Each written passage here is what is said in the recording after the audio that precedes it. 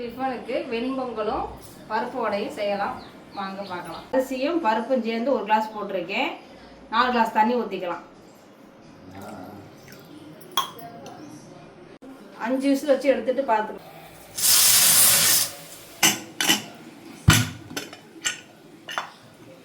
தாளிச்சுக்கலாம். உங்களுக்கு நெய் ஊற்றிக்கலாம்.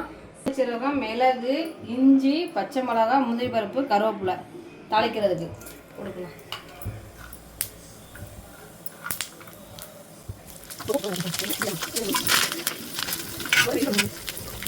ஊற்றிக்கலாம்.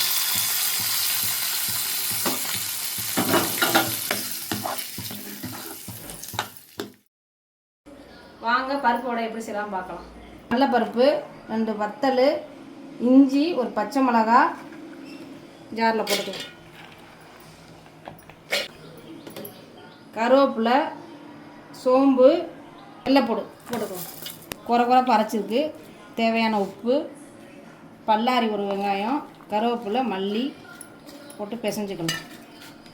பெருங்காயத்தூள் போட்டுக்கலாம்.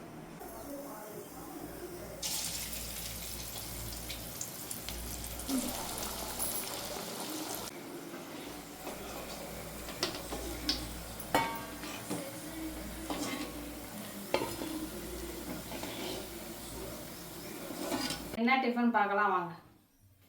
வெண்பொங்கல், தேங்காய் சட்னி, சாம்பார், பருப்பு வடை, தோசை.